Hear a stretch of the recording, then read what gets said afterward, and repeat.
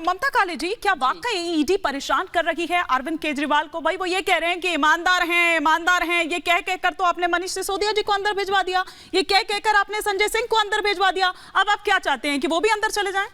देखिए हिमानी जी, जिसने भ्रष्टाचार किया है, जो दोषी है, इन्फोर्समेंट डायरेक्टरेट उस पर एक्शन करेगी, चाहे भ्रष्टाचारियों को पसंद आए या ना आए। पर चलिए, मैंने 2 लाइनें फिर से लिख डाली यहाँ बैठे बैठे, वो सुना देती हूँ कि जो चिल्लाते बार बार कि मैं हूं कट्टर ईमानदार, जो चिल्लाते बार बार कि मैं हूं कट्टर ईमानदार, झूठ बोले दिन में 40,000, संविधान और कानून पर दागे सवाल, भ्रष्टाचार करके मचाएं बवाल, ऐसे हैं दिल्ली वाले हमारे भैया केजरीवाल।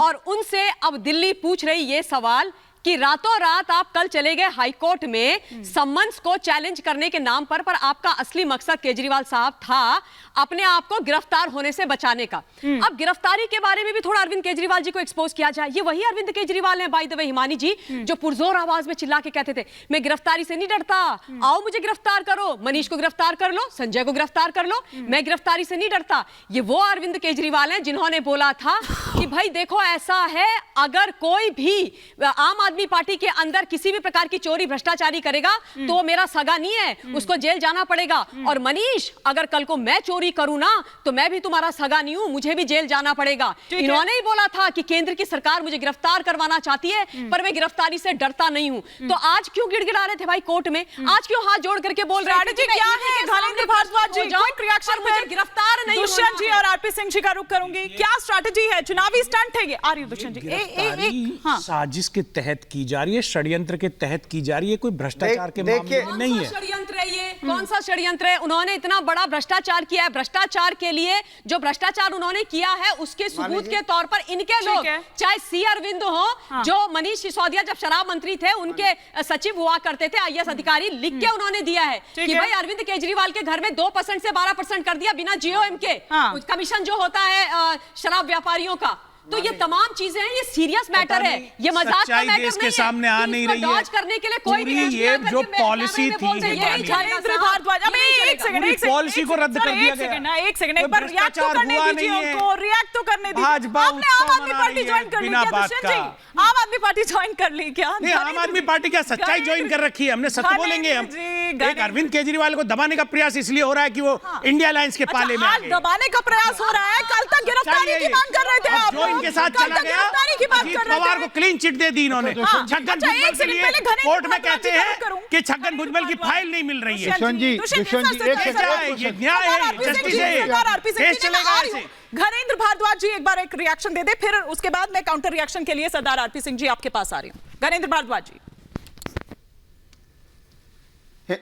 हिमानी जी, जिस तरीके से एक्सटॉर्शन डिपार्टमेंट ईडी जो जिस तरीके से काम कर रहा है, आज ईडी भारतीय जनता पार्टी की कार्यकर्ता बन चुकी है। जो मोदी जी ईडी को कहते हैं ईडी वैसे ही करती है। ईडी को एक टास्क दी है अमित शाह और नरेंद्र मोदी जी ने कि कैसे भी अरविंद केजरीवाल को जेल के पीछे भेजना है। इनके पास कुछ भी नहीं है, कह रहे जांच में सहयोग करने मनीष सिसोदिया गए थे, जेल में डाल दिया।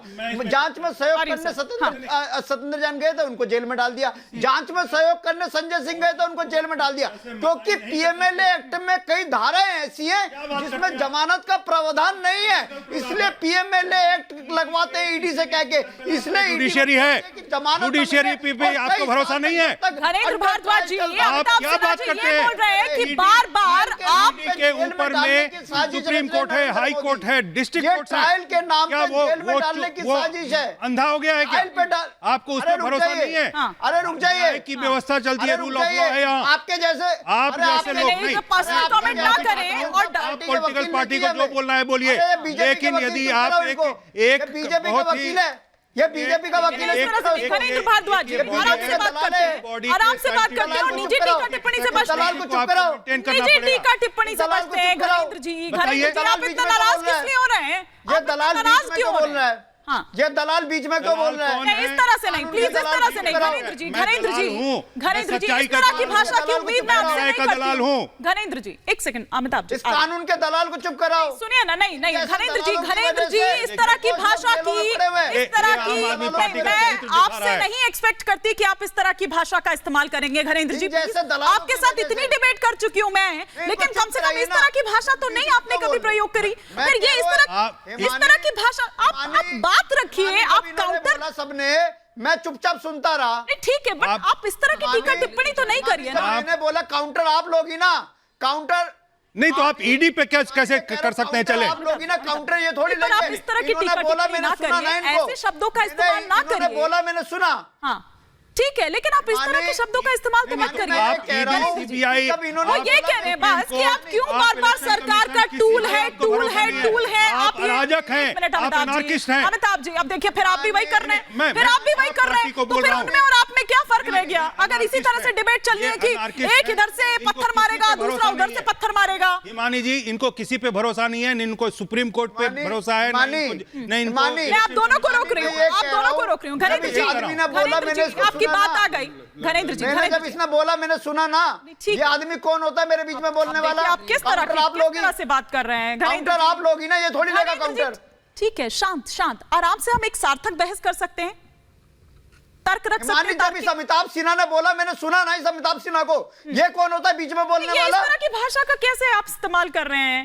आप प्लीज, मेरे आपके को पैनलिस्ट हैं, आप भी उनका रिगार्ड करेंगे, वो आपको रिगार्ड करेंगे। अमिताभ सिन्हा ने बोला, मैंने अमिताभ सिन्हा को सुना ना। आप अपनी बात रखिए सर, बजाय इसके कि हम एक दूसरे पर निजी टीका टिप्पणी करें। मेरी बारी में ये क्यों डिस्टर्ब कर रहे हैं, क्यों इंटरवेन कर रहे हैं? अमिताभ जी, मैं आ रही हूँ, आप इंटरवेन कर रहे हैं। हाँ ठीक है, मुद्दे पर रहते हैं। वो ये कह रहे हैं कि क्यों बार-बार ईडी सीबीआई को आप सरकार का टूल कहते हैं। बात कर रहा था मुद्दों में, अरे मुद्दों में सुनना नहीं चाहते, प्रॉब्लम इन लोगों के साथ है। नहीं तो ये सुनना नहीं चाहते जवाब, ये चाहते हैं एक तरफा चलता रहे। आप अपनी बात प्लीज 30 सेकंड में कंप्लीट करिए, फिर मैं सरदार आरपी सिंह जी का रुख करूंगी।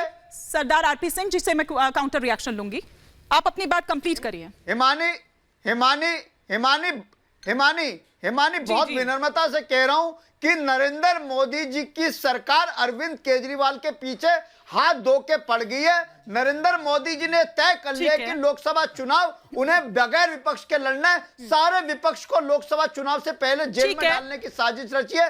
नरेंद्र मोदी अरविंद केजरीवाल से डरते हैं क्योंकि मैं आपकी बात पर जवाब ले लेती हूँ, बात करते हैं गरीब के। अब मैं आपकी बात पर जवाब ले लेती हूँ। अच्छा, आपका भी कुछ सवाल? आ रही हूँ घनेंद्र जी, आपने अपनी बात रखी, अब इस पर जवाब लूंगी। हाँ, आपका क्या सवाल है? आश्चर्यजनक रूप से ईडी ऐसा कैसे कर रही है? जो लोग विपक्ष को छोड़ के सत्ता पक्ष की तरफ चले गए, उनके खिलाफ जो जांचें थी और जो केस थे, वो केस क्यों बंद हो गए? जवाब लूंगी, लेकिन पहले सरदार आरपी सिंह जी निष्पक्ष है तो आप मुझे इसका जवाब दीजिए। नहीं, वो ठीक है, लेकिन ईडी पर सवाल उठाती हैं आतिशी जी। ईडी पर सवाल उठा रहे हैं जी हम। सेकंड, सरदार आरपी सिंह जी, ये सवाल नहीं, ये सवाल पहले आपसे, फिर मैं दोनों सवालों का जवाब अमिताभ जी से लूंगी। मेरा एक मिनट, आपने प्रश्न पूछा, आपका सवाल किया ही नहीं है। वो ईडी का कह रही हूँ कि ईडी पर सवाल उठाती हैं आतिशी सिंह एक दिन पहले प्रेस कॉन्फ्रेंस कर जवाब कौन देता है? जवाब कौन देता है? बीजेपी आके प्रेस कॉन्फ्रेंस करती है। बीजेपी क्यों करती है भाई प्रेस कॉन्फ्रेंस? सवाल तो ईडी से था।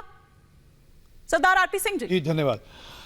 पहली बात तो गणेंद्र जी, हम समझते हैं फ्रस्ट्रेशन है, दिक्कत है आपको, परंतु भाषा का थोड़ा मर्यादा रखिए।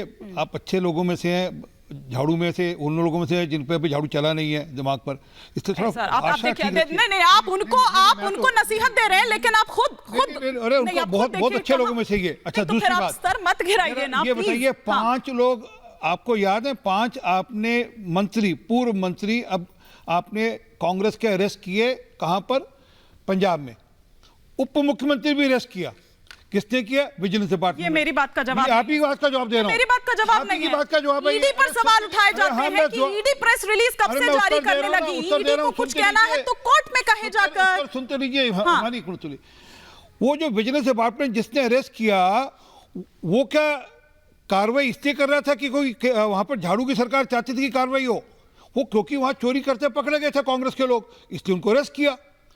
परंतु नहीं, वहां तो अरेस्ट जायज है, यहाँ पर ईडी कुछ कार्रवाई करी तो वो नाजायज है, वो प्रेरित है किसी बात से। एक बात। दूसरी बात, ईडी अपनी जगह जो कोर्ट में कहेगी, अरे हमको जो अपने मन से ठीक लगता है कि पूरे मामले में हम वो पक्ष रखेंगे, हम पॉलिटिकल पार्टी हैं, हमें लगता है कि ये लोग इलेक्शन कमीशन को, सुप्रीम कोर्ट को, ईडी को, जहां बाकी संस्थाओं को गुरियाएंगे, जबकि ईडी वो संस्था है जिसने 1 लाख करोड़ रुपया पिछले 10 साल में जब्त किया। इसमें लेकिन मेरी बात का जवाब कहीं नहीं आया सरदार आरपी सिंह जी, मैंने भरपूर समय दिया, लेकिन इस पर मेरे सवाल का जवाब नहीं आया कि अगर आतिशी सिंह प्रेस कॉन्फ्रेंस करती हैं, वो सवाल ये पूछती हैं कि भैया वो क्यों इस तरह के सवाल जवाब जो है वो उठा रहे हैं, प्रेस रिलीज, ये तो राजनीतिक दलों का काम है। इस पर संबित पात्रा आकर क्यों प्रेस कॉन्फ्रेंस करते हैं? खैर, लेकिन एक बात हमने संबित पात्रा ने ईडी पे क्यों ना माना जाए कि आप ही के इशारे पर काम कर रहे हैं? हो गया ना सर? अरे एक मिनट ना, आरोप आप पर लग रहा है तो ईडी किस पे तरफ नुकसान में लगे हैं? एक मिनट, आप गलत कह रही हैं। मेरा चैनल से बात करिए, आप संबित पात्रा की प्रेस कॉन्फ्रेंस करा दीजिए। संबित पात्रा की पूरी ईडी करती ना, अरे पूरी ईडी प्रेस जवाब देती। कॉन्फ्रेंस, अरे सुन तो लीजिए ना, आपने बोल दिया, मेरी बात सुन लीजिए। पूरी प्रेस कॉन्फ्रेंस वो अरविंद केजरीवाल के समन डक करने पर थी कि किस किस बहाने से समन डक किए हैं, समन से बचने की कोशिश करते हैं, समन से भागते हैं, कभी विभासना की बात करते हैं, कभी चुनाव की बात करते हैं, कभी असेंबली की बात करते हैं। वह प्रेस कॉन्फ्रेंस इस बात की थी कि वह समन से किस प्रकार से बचने की कोशिश करते हैं, नए बहाने ढूंढते हैं। वो ईडी के बारे में नहीं थी, आपने उसको ईडी के साथ जोड़ दिया। मैं चैलेंज दे रहा हूं, कृपा कर इस डिबेट के बाद जो प्रेस कॉन्फ्रेंस चलाइए, देख लीजिएगा।